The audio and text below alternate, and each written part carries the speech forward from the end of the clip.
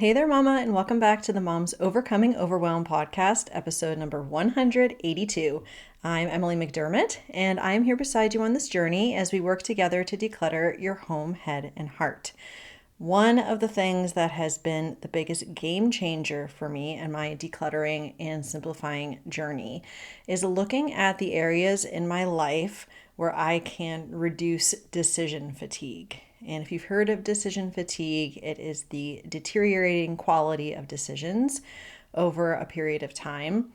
And supposedly we make 35,000 decisions a day. And I think for moms it's higher because we're making also decisions on behalf of our children. So today I'm going to be sharing the 10 areas where I have decluttered my life by simplifying. And I hope that it inspires you to look at where you can simplify in your own life too. So what do you say? Grab that notebook and pen and let's dive into today's episode. If you haven't already joined the Decluttering Tips and Support for Overwhelmed Moms Facebook group, it's over at tinyurl.com/moms overcoming overwhelm. And at the beginning of March, we are going to start a special challenge coinciding with Lent. And even if you are not doing anything special for Lent from a religious or spiritual perspective, it's going to be a decluttering challenge, which is going to last through the 40 days of Lent. So this was a recommendation from a friend and podcast listener. I thought it was a great one. So getting the details ready, but if you want to join the group, that is where everything is going to be happening. And I hope to see you there. All right, let's go ahead. We're going to dive into these. And if you check out the show notes today, I'm going to be linking to episodes that relate to these areas. Most of them I have spoken about on the podcast before. I also am in the process of finalizing some decluttering playlists. So I'll have one that has to do with clothing and wardrobe, specifically kids stuff and family. That way you can find episodes that pertain to your specific pain points or questions. So let's go ahead and start with area number 1, which is clothing. Now, one of the things that has been most life-changing for me has been to simplify my clothing, to have more of a capsule or limited wardrobe. And I will be talking about laundry a little bit later in the episode, but I do laundry every day by choice because I've made it a daily habit. And that means that I don't need to have a lot of clothing because I already gravitate towards my favorites and they're clean every day or every other day. So when you think about choice overload, which is when too many choices decreases our happiness, our closet is a prime example of this. If you go in and there's just way too many clothes, you don't even know what you have, you don't know what goes together, then it's very complicated and stressful first thing in the morning. So I highly recommend simplifying clothing. I'm going to link to Color Guru in the show notes today. That has been huge for me as far as figuring out what to keep in my wardrobe because I know what colors look good on me and then I can just go forward with that. And kind of moving through the morning after you wake up and get dressed, the next thing that I've simplified is my makeup and my personal care products. So I know it's really easy to maybe get samples of things, or perhaps you try something and you're like, I don't know if I like it. And then you end up having half empty bottles of every sort of thing.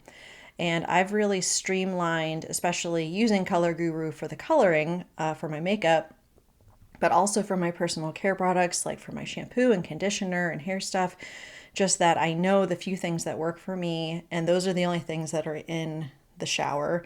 I have a small makeup bag where I have, a couple lipstick choices, a couple of eyeshadow choices, and that works for me. Now, for any of these, if you love makeup, you want to have a ton of different choices, it brings you joy and happiness, then by all means, go ahead. But if you're like me and you're trying to reduce the number of decisions for things that don't matter as much, for me, makeup falls into that category, and I just want to make it as simple as possible to get ready in the morning. So that's the second area that I have simplified. All right, moving on. The third area is daily movement and exercise. So I've been doing Sydney Cummings Hodeschel. I think that's how you say her last name. And she's on YouTube and she posts exercise videos 3 times a week.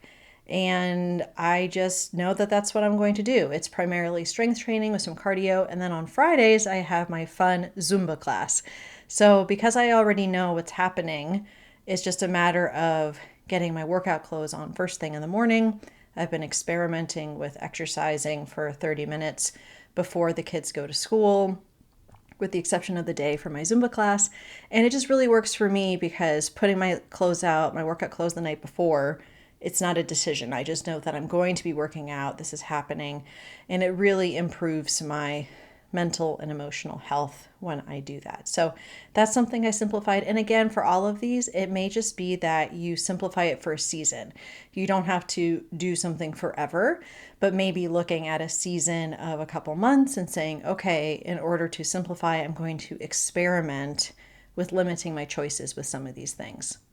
And speaking of experimentation and limiting choices, meal planning is number 4. Now, this is a constant evolution for me because I don't particularly enjoy meal planning, and sometimes I will make things that my whole family likes and then I make it again and my kids act like it's the most disgusting thing ever.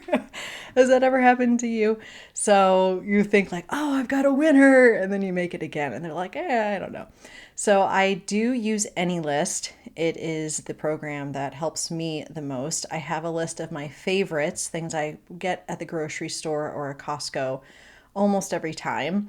That really helps with my meal planning and grocery list. And then I have several recipes, everything saved in AnyList, so I don't have to be looking in multiple places. And it's very easy to save things from the web to AnyList and just import those recipes. I also categorize them by main dishes or slow cooker or by the protein type so that I know when I need to defrost things. And that's been working really well for me. And also just kind of keeping it simple and realizing that my family doesn't have very high standards. Yesterday we had basketball at kind of a inopportune time and we came back. I needed to do something really quick. So we ended up just doing bagels and scrambled eggs and bacon, and that was it. And my kids were perfectly happy. My husband was happy. So I didn't have to do anything super complicated. So, in as much as you can, simplifying meal planning, and as I like to say, lowering the bar always helps, and then it frees up energy for other things. All right, we're moving on to number 5, which is chores and cleaning. So, I already mentioned daily laundry. I have an episode about laundry and what I do if you want to learn more. It is not an area of stress for me simply because I do it every day. And if it doesn't make sense for you to do every day, perhaps it makes sense more to assign certain days of the week to certain people, if you have older kids, for example. And then for cleaning, it's something where I've experimented with doing a little bit through the week. But what I've been doing lately is just having a chunk of time on the weekends, getting the kids to help, having my husband help if possible, and then we just get it done. And I like that better actually in this season because I don't have to be like, okay, what am I doing today? And what's the assignment? And I can just sort of, unless we're going out of town, just kind of have that be a maybe 2-hour chunk on the weekends. And the great news about a clutter-free home and working towards a clutter-free home is that it does make it a lot easier to clean. So, and now I have the kids doing the bathrooms, which is the part that I dislike the most, and being able to, with helping them, but delegate that to them has been really helpful too. All right, hopefully you're enjoying this list so far and it's getting the wheels turning in your own brain. Next, we have paper processing, which is the bane of many people's existence. So the way that I've simplified this has been partially routines. I get the mail when I go out to the bus stop to get the kids. So having an anchor or some sort of trigger that you know, okay, this is when I'm getting the mail. And then when I come back in, I immediately go through it. So junk mail gets tossed out, open any envelopes that might be for bills or something that requires some sort of action.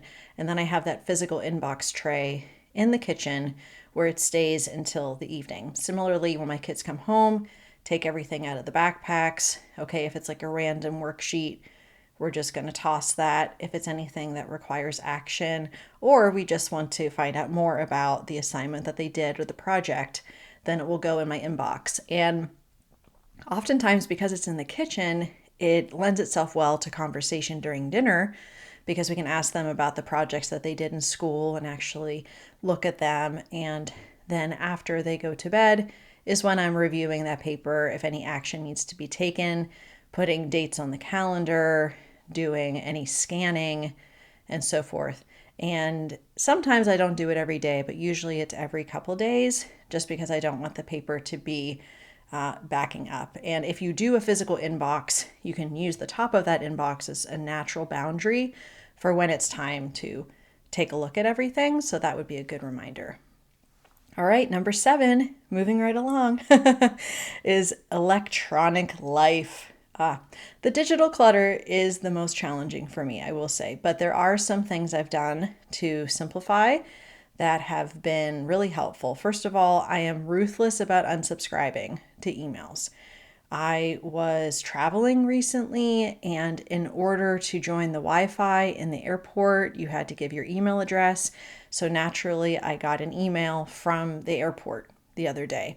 Well, I travel to that location maybe once a year. So I promptly unsubscribed.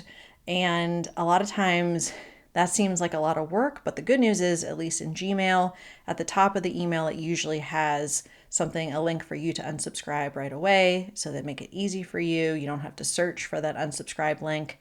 That's one area that I've simplified. I also have been putting limits on my phone for social media. I'm using an app called Opal, which is free. There's a free version. So in the morning, also during dinner time, and on the weekends, I have certain blocks of time where Facebook, Instagram, Netflix, and YouTube, I think, are not available to me. So that's been really simplifying my digital life because I'm not tempted to go on those apps as much. Also, photos, I try to review any photos that I've taken for the day, like as I'm laying in bed before I go to bed. It's a good way to kind of remember what happened for the day, but then also to keep your photo number under control. And then finally, when it comes to any sort of documents, I mentioned that I have that paper processing that I try to do in the evenings or every other night.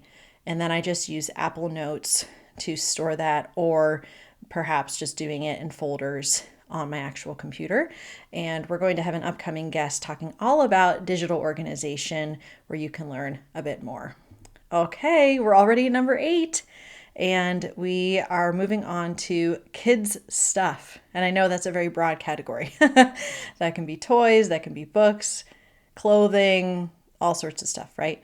The ways that I have simplified my kids' clothing has been having a limited amount, so following kind of a capsule wardrobe concept, which is what I do for myself. And also for their books, we primarily use the library. We have a couple shelves in our main floor that are dedicated for library books. And then we don't really buy a lot of books. And if I do buy books and then they grow out of them and they don't really like them anymore, then I'll donate them to our library as well. When it comes to toys, especially when my kids were younger, there was a lot more kind of bulky, bigger things. But really limiting what is available to them at any given time is key. You can do a toy rotation, or you can use the out of sight, out of mind bin, which is where you put some away for a while. And then it's more with the idea that if they don't ask about anything for 30, 60 days, you can consider giving it away, as opposed to toy rotation, which might be every couple weeks you're rotating things in and out. So those are some of the ways that I have simplified kid stuff. The other thing is artwork. I have something called Artwork Purgatory, which is a hamper in my closet. So if there's a lot of artwork coming in, I will put it in there, and then periodically we'll review it, keep and scan what I want, and then get rid of the rest. But it's like an out of sight, out of mind bin for artwork specifically, or crafts, or those types of things. Well, we're already at number 9. Can you believe it? And that is weekly planning. Again, I have had different iterations of this in my past, but as of right now, I'm doing my meal planning usually on Sunday because I do a grocery pickup typically on Monday. So I'm just picking my meals and then going into the grocery store app and planning that. The other main things I'm doing is looking at my calendar for the following week, making sure I know where my work blocks are, where my appointments are, if I have to pick the kids up, having a conversation if needed with my husband about coordinating things with him. And that's pretty much it. I would like to have a little bit of a more robust planning routine, but as of right now, it's working for me. It's not overwhelming, and it's kind of like the baseline of what needs to be planned for the next week. And the last is decluttering and tidying routines. So, the best way that I stay accountable for decluttering is actually through the Facebook group when we're doing the decluttering challenges. And that really helps me stay on track. Also, just as the kids are growing out of things, I'm able to put them aside for donating. If there are things that can't be donated that are clothing or shoes, I've been using a company called Trashy, and I'll link to it in the show notes, but they have a way that you can responsibly recycle textiles. They also have a bag specifically for e-waste and tech stuff that I am going to be using for cords, and you can put old phones in there, and there's lots of different things that you can do if you have electronic waste. So just looking for some of those options, and as things are coming across and like, oh yeah, that's something I want to declutter, then having the accountability is great, but then also knowing some of these options. And of course, the local Buy Nothing group, always great. And usually I will batch that and I will take 4 or 5 things that I've had sitting around and post those. There's also a thrift store and, of course, Goodwill near me, and that is an option too. So those are the 10 areas that I have been simplifying. Just to review, we have clothing is number 1, number 2, makeup and personal care, 3, exercise and daily movement, 4, meal planning, 5, chores and cleaning, 6, paper processing, 7, electronic life, 8, kids stuff, 9, weekly planning, and 10, decluttering and tidying routines. So if you need any help specifically with any of these areas that you would like to simplify or declutter, I am available for virtual coaching. We can figure out your biggest pain point area and then develop systems to help you in that specific area. I would love to be able to do that for you.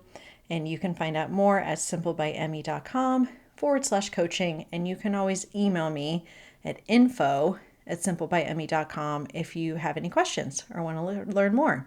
So thanks so much. Hope you have a wonderful week, and I will see you next Thursday. Bye for now.